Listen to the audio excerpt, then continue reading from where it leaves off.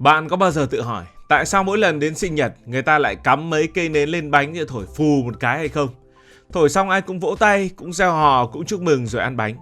Nhìn thì đơn giản thế thôi, nhưng đằng sau việc thổi nến nhỏ bé này là một hành trình lịch sử dài cả mấy nghìn năm.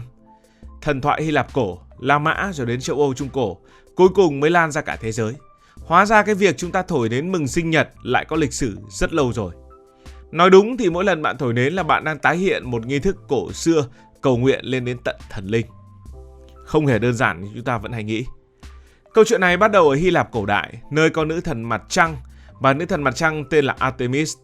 Người Hy Lạp tin rằng mặt trăng là biểu tượng của sự sống, của chu kỳ thời gian và của ánh sáng dẫn lối con người trong bóng đêm. Mỗi tháng vào ngày trăng tròn, họ tổ chức một lễ tạm hiểu là lễ cúng nữ thần Artemis. Trong buổi lễ đó, họ làm một chiếc bánh tròn bằng mật ong và bột mì tượng trưng cho mặt trăng, rồi cắm lên đó những cây nến nhỏ. Ánh nến lung linh giống như ánh trăng sáng để tôn vinh vị nữ thần kia, vừa để cầu mong may mắn. Khi mà thắp nến lên được rồi thì họ sẽ ước nguyện và thổi tắt ngọn nến, tin rằng làn khói sẽ mang điều ước bay đến với các vị thần. Và thế là thói quen thắp nến, ước nguyện và thổi tắt ra đời. Tất nhiên lúc này chẳng có sinh nhật của ai cả. Chính nghi lễ này đã truyền cảm hứng cho việc thổi nến sinh nhật ngày nay. Nghĩa là mỗi khi bạn thổi nến, bạn đang lặp lại một phong tục đã có cách đây hàng ngàn năm. Nhưng mà Hy Lạp thì cũng mới chỉ là khởi đầu. Chính người La Mã cổ đại mới là những người biến thổi nến thành nghi thức trong sinh nhật của con người. Họ là những người đầu tiên tổ chức tiệc sinh nhật cho những người tạm gọi là cá nhân, tức là sinh nhật cho một cá nhân ai đó, ban đầu chỉ dành cho quý tộc mà thôi. Và ngày này được gọi là ngày ra đời. Trong ngày đó người ta làm tiệc, tặng quà và đặc biệt đặt những cây nến lên chiếc bánh. Với người La Mã để mà nói, ánh sáng nến cũng tượng trưng cho ánh sáng của cuộc đời mới. Họ tin rằng mỗi người sinh ra đều có một linh hồn bảo vệ riêng, gọi là Genius, nghe giống tên một cái con chuột máy tính. Và ngày sinh nhật của mình, Genius sẽ đặc biệt lắng nghe lời cầu chúc của bạn. Nên khi bạn thổi nến, bạn đang gửi lời cảm ơn đến điều ước qua linh hồn hộ mệnh của chính mình. Nói cách khác, cách đây 2.000 năm, người La Mã cũng đã ước những điều ước y như chúng ta bây giờ, chỉ khác là họ tin lời ước ấy đi thẳng đến thần linh. Tức là từ thời Hai Bà Trưng người ta đã ước như thế này rồi. Đến thời châu Âu Trung Cổ, sinh nhật mang một màu sắc khác hẳn. Lúc đó người ta tin rằng sinh nhật là ngày mà linh hồn yếu ớt nhất, dễ bị tà khí và ma quỷ xâm nhập vào mình. Chính vì vậy, vào mỗi dịp sinh nhật, bạn bè và người thân sẽ tụ họp, hát ca, thắp nến, vừa để chúc mừng sinh nhật, vừa để xua đuổi những linh hồn xấu. Họ tin là càng đông người, càng vui, thì ma quỷ càng sợ và càng không dám đến gần. Ánh sáng của cây nến lúc này được xem là ánh sáng của Chúa, còn khói nến là lời cầu nguyện bay lên thiên đường. Việc thổi tắt nến chính là dấu hiệu cho thấy điều ước đã được gửi đi. Cho nên với người châu Âu thời đó, sinh nhật là dịp lễ vừa vui, vừa là nghi thức tôn giáo để bảo vệ linh hồn. Rồi đến thế kỷ 18, chính người Đức mới biến phong tục thổi nến trở thành một thứ mà ai cũng biết. Họ gọi ngày lễ này đó là Kindesfest, nghĩa là lễ mừng sinh nhật trẻ con. Trong ngày đó họ làm một chiếc bánh tròn, đặt lên số nến tương ứng với số tuổi của đứa trẻ và thêm một cây nến đặc biệt ở giữa, gọi là ngọn nến của sự sống. Ngọn nến ấy tượng trưng cho ánh sáng dẫn đường cho tương lai. Họ giữ cho nến cháy suốt cả ngày và tin rằng ánh sáng ấy xua đuổi tà ma. Chỉ đến khi buổi tiệc kết thúc, cả nhà mới cùng nhau thổi nến, giống như một ngọn đuốc của kỳ Olympic. Khi ấy, đứa trẻ được phép ước một điều, và đó chính là cội nguồn trực tiếp của sinh nhật hiện đại. Từ Đức thì phong tục này đã lan ra khắp châu Âu, Anh, Pháp, Mỹ và sau cùng là cả thế giới, trong đó có Việt Nam của chúng ta. Bên lề một chút thì nói đến sinh nhật phải kể đến một bài hát nổi tiếng, bài hát Happy Birthday to You. Sau bài hát này mà không thổi nến thì đúng là thiếu sót thật. Câu chuyện bắt đầu ở nước Mỹ vào cuối thế kỷ 19 tại một trường mẫu giáo nhỏ ở thành phố Louisville, bang Kentucky.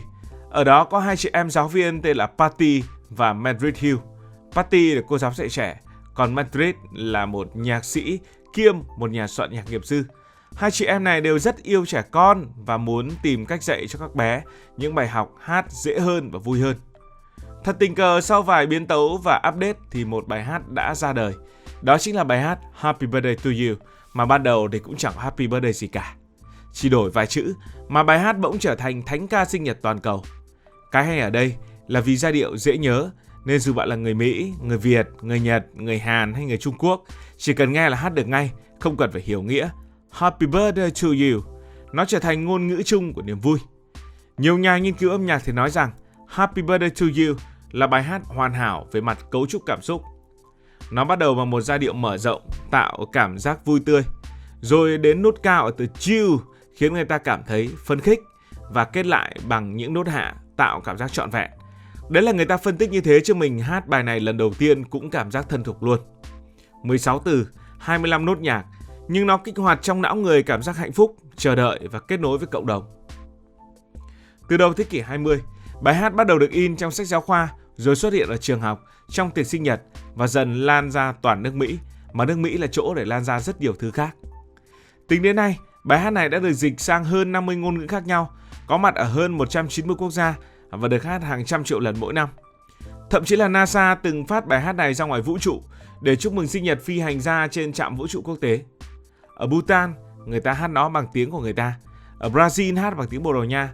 Ở Việt Nam thì ta vẫn hát nguyên bản tiếng Anh, dù cảm xúc thì vẫn y nhau và nhiều khi chúng ta vẫn cố gắng để Việt hóa. Cũng lạ thật đấy, một bài hát chỉ có 4 câu, 16 chữ, 25 nốt lại có thể trở thành giai điệu gắn kết toàn nhân loại, không phân biệt màu da, quốc tịch, tôn giáo hay tuổi tác. Dù bạn là tổng thống hay là một anh phụ hồ, là bé mới lên 3 hay là một ông cụ 90, chỉ cần nghe Happy Birthday to You thì ai cũng cười và ai cũng cảm giác sinh nhật đang đến rồi. Quay trở lại với ý nghĩa thực sự của việc thổi nến. Người ta bảo ước đi nhưng mà đừng nói ra. Đây là phần sau thổi nến là người ta ước đấy. Nghe thì có vẻ mê tín, nhưng thực ra trong văn hóa cổ xưa điều này rất là có lý.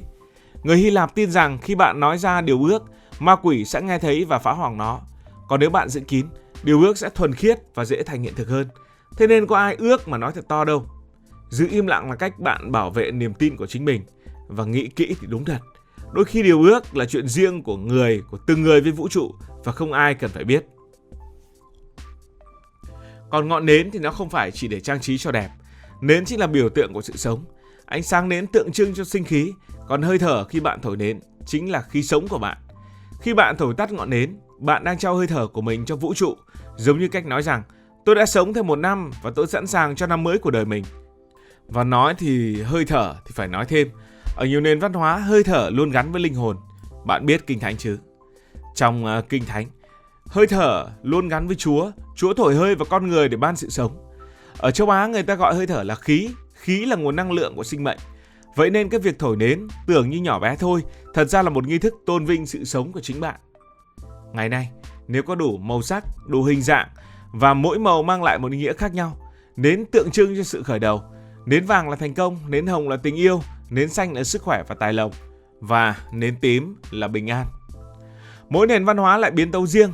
Ở Nhật Bản, bánh sinh nhật là bánh kem trắng với dâu đỏ, biểu tượng của sự thuần khiết. Ở Hàn Quốc, người ta không ăn bánh mà ăn canh rong biển vì tin rằng món này giúp khỏe mạnh và còn sống lâu. Ở Mexico còn có trò gọi là trò đập một con ngựa giấy chứa đầy kẹo và nến ở bên trong, tượng trưng cho niềm vui nổ tung. Còn khoa học thì sao? Các nhà nghiên cứu ở Mỹ từng nói đùa rằng điều ước đúng là bay đi thật, vì sau khi thổi nến, lượng vi khuẩn trên bánh trung bình tăng gấp 14 lần, thậm chí có những mẫu tăng đến hơn cả 100 lần. Nhưng con người thì vẫn làm, vẫn cười, vì đâu phải vì cái bánh sạch hay là không, mà vì sinh nhật mà vì khoảnh khắc vui vẻ bên người thân, bạn bè là cảm giác được chúc mừng và yêu thương. Cảm ơn vì đã quan tâm theo dõi câu chuyện này. Nếu bạn nghe video này đúng vào sinh nhật của mình, chúc mừng sinh nhật bạn. Còn bây giờ thì xin được nói lời chào tạm biệt.